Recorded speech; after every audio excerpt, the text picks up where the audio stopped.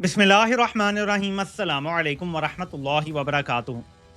बिलाखिर मामला तेजी से उसी तरफ बढ़ रहे हैं जिसके बारे में बंद कमरों की एक मुलाकात में इशारा दे दिया गया था कि आने वाले दिनों में आपको माहौल बनता हुआ नजर आएगा, हर तरफ बात होती हुई नजर आएगी।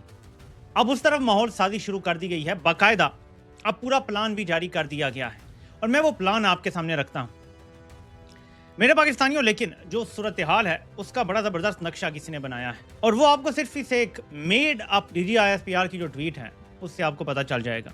हम जानते हैं कौन चोर है और कौन नहीं, हम बताएंगे कौन मुल्क चलाएगा और कौन नहीं। हमारी मर्जी से ना कोई जा सकता है ना कोई आ सकता है, लेकिन हम यूथियों के खौफ से अपने अकाउंट से कौम को आज़ादी की मुबारकबाद नहीं दे सकते। यह सोशल मीडिया पे चल रहा है और यह हकायक बयान करता है कि कंपनी पूरे मुल्क को कंट्रोल करने का दावा तो करती है, लेकिन बेबस इतनी है कि अपने अकाउंट से एक पोस्ट करके जश्न आज़ादी मुबारक तक नहीं कह सकते। अगर ये कौम कैदी है तो आज़ाद ये भी नहीं है, कौम ने भी इनको तुन के रखा हुआ है। तो ये एक ऐसी चीज़ है जिससे सबको हौसला मिलना चाहिए कि आप जो बोलते हैं, जो आवाज़ उठाते हैं, जो राय देते हैं, वो बड़ी तकलीफ पहुंचाती है, बड़े दूर तक जाती है। मैं बात आगे बढ़ाने से पहले कुछ पढ़ना चाहता हूं। मैं चाहता हूं कि ये मैं पढ़ूं। महरंग बलोच के अकाउंट से ये पोस्ट होता है और मैं ये पढ़ना चाहता हूं। ये आपको दिखा दिया, अगर आपने खुद पढ़ना है तो आप स्क्रीनशॉट ले लें। मैं इसको छोटा सा आपके सामने रखूंगा सिर्फ हवाले के लिए, और मैं इसको खुद पढ़ के आपको सुनाऊंगा क्योंकि आपको पता चले कि एक खातून को उम्र कैद की सज़ा सुना दी गई है जो महज इंसाफ मांग रही थी। लिखा है कि पाकिस्तान गुज़श्ता 7 दहाइयों से बलोच अवाम पर हुक्मरानी कर रहा है। रियासत ने बलोच अवाम को मुसलसल जबर के साए तले रखकर बलोचिस्तान पर अपनी हुक्मरानी कायम रखने की कोशिश की है, मगर हुक्मरानी का यह पुरतशद्दुद मॉडल अब नाकाम हो चुका है और इस नाकामी की कीमत एक बार फिर आम बलोच आबादी से वसूल की जा रही है। बलोच नस्ल कुशी महज बलोचिस्तान का दाखिली मसला नहीं बल्कि एक आलमी इंसानी अलमिया है। जब तक इस नस्ल कुशी और इसके बुनियादी असबाब का अजाला नहीं किया जाता, अमन की हर बात महज लफ्फाजी और हकीकत से फरार है। गुज़श्ता चंद माह से सिक्योरिटी के नाम पर बलूचिस्तान के मुख्तलिफ इलाकों में कर्फ्यू, फौजी ऑपरेशन, जबरी गुमशुदगियाँ और कत्ले आम मामूल बनते जा रहे हैं। इन वाक़यात की बड़ी तादाद रियासती मीडिया के बयानिए में जगह नहीं पाती है, बड़ी अफसोस की बात है, मगर बलोच अवाम हर रोज़ इन हालात को अपनी आंखों से देख रहे हैं और अपनी ज़िंदगियों में भुगत रहे हैं। हम ऐसी हर रियासती पॉलिसी को मुस्तरद करते हैं जिसमें बलोच बच्चों, औरतों और आम शहरियों की जानों को खतरे में डालकर इनकी हलाकतों को महज कोलैटरल डैमेज कहकर नज़रअंदाज कर दिया जाए। सोराब में गुज़श्ता रात पाकिस्तानी जंगी तैयारों की बमबारी के नतीजे में 27 अफराद कत्ल और ज़ख्मी हुए, जिनमें बच्चे भी शामिल हैं। अगर एक रियासत आम शहरियों के घरों और आबादियों पर बमबारी के नतीजे में बच्चों समेत दर्जनों शहरियों के कत्लेआम को मामूल की कार्रवाई समझती है तो ये फौजी ऑपरेशन नहीं बल्कि नस्ल कुशी है। सोराब के अवाम की जानिब से इस वहशियाना और जबराना हमले के खिलाफ सड़क बंद करके एहतजाज करना इस बात का इजहार है कि लोग अपनी जान माल के तहफ़्फ़ुज़ और इस कत्लेआम के खिलाफ खामोश नहीं रहेंगे। मैं बलूचिस्तान की अवाम से अपील करती हूँ कि वो सोराब वाक़े के खिलाफ अपने घरों से निकलें और अपने कत्ल पर मातम करने के बजाय मज़ामत करें। मज़ामत में ही हमारी बका है। ये 13 अगस्त का पैगाम है डॉक्टर महरंग बलोच का कि मज़ामत में हमारी बका है। यही बात कर रहे हैं आज़ाद कश्मीर के लोग, वो भी यही कह रहे हैं कि मज़ाहमत में हमारी बका है। यही बात कर रहा है पूरा पाकिस्तान की मज़ाहमत में ही हमारी बका है। मेरे पाकिस्तानियों, हर खित्ते में और हर जगह पे आग लगा दी गई है। ऐसे में बहुत सारे लोग बहुत सारी बातें कर रहे हैं, लेकिन बादशाह सलामत को नया शौक चढ़ा है और वो क्या मंसूबा लेकर आए हैं, अब मैं आपको ये थोड़ा सा क्लिप सुनाता हूँ।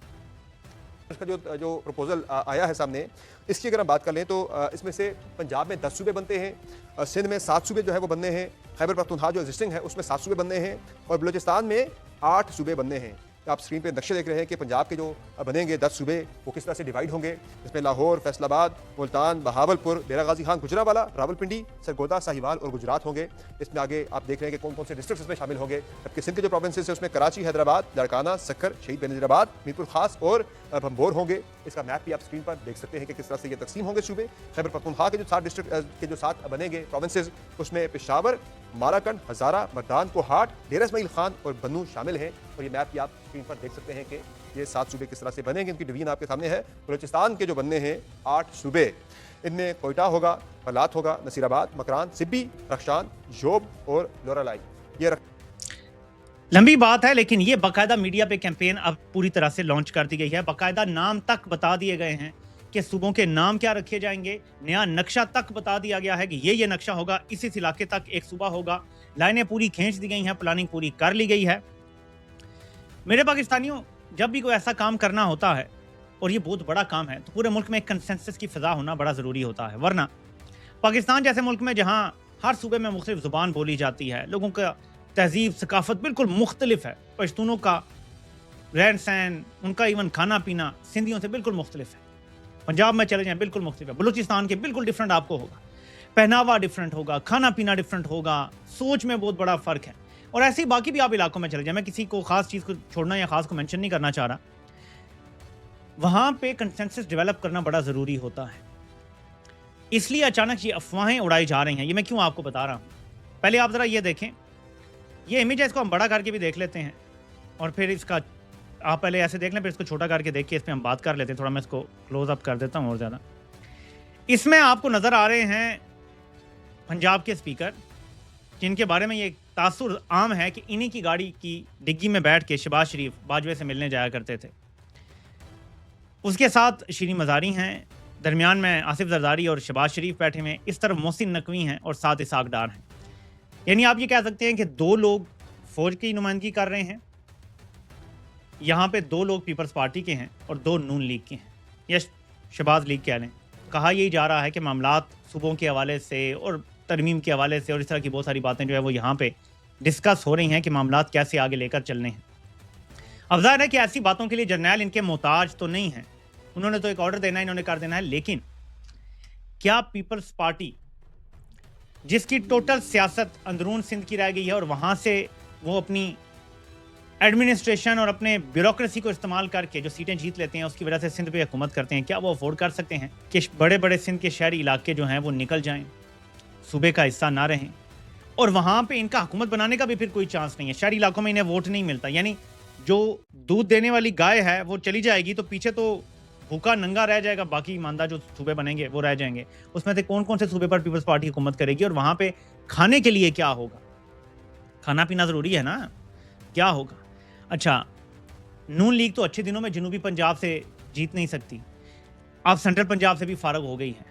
नून लीग को क्या मिलेगा इससे? इन लोगों ने तो अपनी लंबी लंबी प्लानिंग की हुई है ना, 20-20, 30-30 साल की। अभी बिलावल है, फिर आसफा को डाल दूंगा, इधर मरियम है, फिर आगे जुनैद आ जाएगा, उधर हमजा भी तो बैठा हुआ है, सलमान आ जाएगा, कोई मसला नहीं है इस साइड से।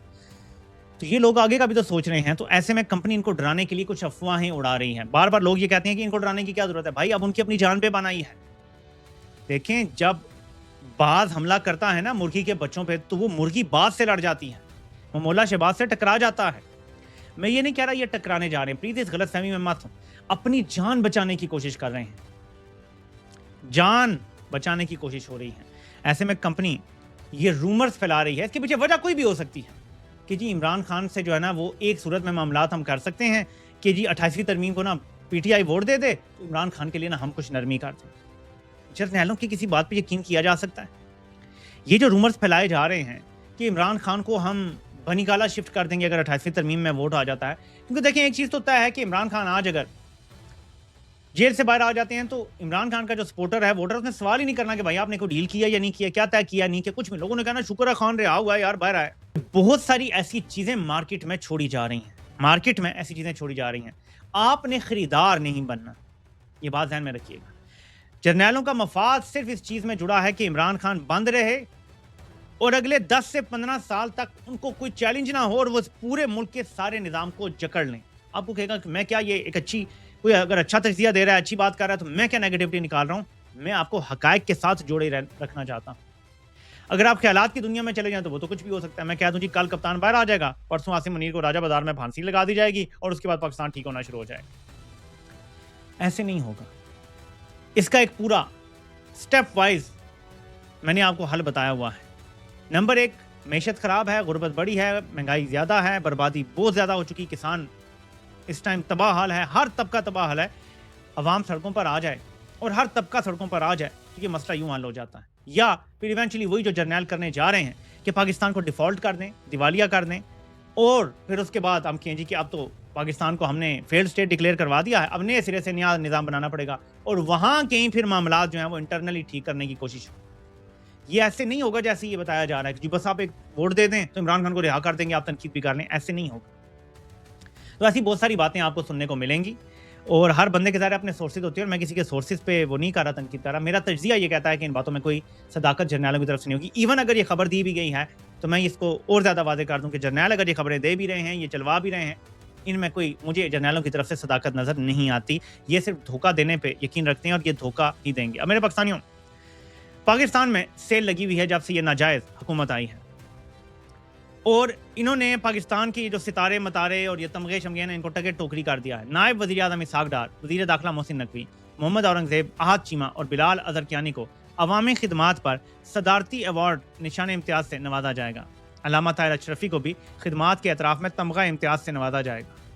यार और अभी मैं देख रहा हूँ और इतने ज़्यादा लोगों के नाम आ रहे हैं, वो ऐसे ऐसे साफ़ियों के नाम आ रहे हैं इनको दूसरी बार घर में कोई दाल ना पूछे उनको, और फिर सबके जाने माने साले ज़फ़र साहब उनको भी कोई तमगा शमगा देने लगे हैं। पाकिस्तान के तमगों की कोई हैसियत होती थी वो ख़त्म कर दी गई है। पाकिस्तान के तमगों को टके टोकरी कर दिया गया है।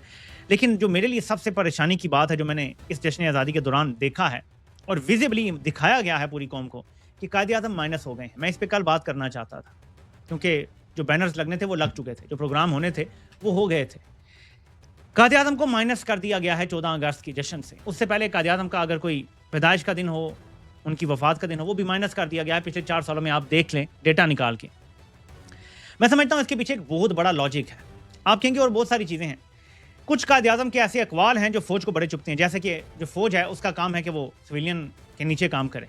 मैं वो पूरा लफ्ज़ ब लफ्ज़ जो है वो इस तरह मुझे याद नहीं है, लेकिन ज़ाहिर है कि ये इतनी बार दोहराया जा चुका है कि मुल्क का बच्चा बचा जानता है कि आप आर्म्ड फोर्सेज़ हैं, आपका काम जो है वो सिविलियंस के साथ जो है वो उनकी हुक्म पे चलना है, उनकी बात मानना है, ऑर्डर्स फॉलो करना है। ये जो बार बार उन्हें सुनाया जाता है ये उन्हें कबूल नहीं है। लेकिन इससे बढ़ के कुछ है। जब भी कहा जाता है ना कि पाकिस्तान कब इब्राहिमी मज़ाहिब का मुआहदा ज्वाइन करेगा, यानी इसराइल के साथ कब ताल्लुकात बनाएगा, तो एक चीज़ का जिक्र होता है कि जी कायदे-ए-आज़म ने क्या दिया था कि हम नहीं मानेंगे। ये इस चीज़ को भी निकालना चाहते हैं। इनके ख्याल में रात गई बात गई, भाई अब 79 साल हो गए हैं, अब कायदे-ए-आज़म से आगे भी बढ़ो ना। तो इस जश्न आज़ादी में ख़ास तौर पे कायदे-ए-आज़म का जिक्र नहीं किया गया, या बहुत कम कहीं हुआ। अगर इधर सिर्फ फील्ड मार्शल की तारीफ़ें हों, सदर भी फील्ड मार्शल की तारीफ़, वज़ीर आज़म फील्ड मार्शल की तारीफ़, और भी किसी प्रोग्राम में चले जाएँ, टीवी पे चले जाएँ, यहाँ तक कि नगमे क्या लगे पता है आपको? तो मैं एक सुन के हैरान हो गया कि ये हुकूमत कायम रहे, ये निज़ाम चलता रहे, अब ये नगमे बनाए जा रहे हैं।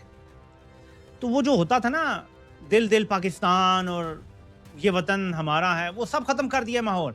अब सिर्फ है जी कि ये फील्ड मार्शल है, ये मुसी का मुल्क है, वही जो है वो सब कुछ है, मुल्क के इनके पास में हो तो मुल्क बनाने का क्रेडिट भी उसी को दे देंगे। तो कायदे-ए-आज़म को बड़े सोचे समझे मंसूबे के तहत माइनस किया जा रहा है पाकिस्तान से, और ये बात मैंने नोट की है पिछले 2-3 सालों में, लेकिन इस साल सबसे ज़्यादा माइनस किया गया है। मैंने पंजाब के मुख्तलिफ बैनर्स और सड़कों की वीडियोज़ और क्लिप्स देखे हैं। मैंने जो चीज़ नोट की है वो यही है कि शरीफैन की, बल्कि मैं एक आपको ना दिखाता भी हूँ अगर मुझे वो मिल जाता। मैंने दिन को असल में वो रखा हुआ था, लेकिन फिर बातों ही बातों में वो रह गया। ये मुझे मिल गया, ये आपने गौर से देखना है। अब ये जश्न आज़ादी का मेगा कंसर्ट हो रहा है। जश्न आज़ादी की कोई भी तकरीब हुआ करती थी तो कायदे-ए-आज़म की लाज़मी तस्वीर हुआ करती थी, साथ फातिमा जिन्ना की भी होती थी। अब ऐसा क्या हो गया है कि सिर्फ मरीम नवाज की तस्वीर आती है, नून लीग जो है वो ये करवाती है जब काम। ये बड़े सोचने के जो है ना वो इशारे हैं। आप जब समझेंगे तो आपको पूरी बात समझ आ जाएगी। पाकिस्तान जो कायदे-ए-आज़म ने बनाया था उसको तो इन्होंने तोड़ दिया 71 में।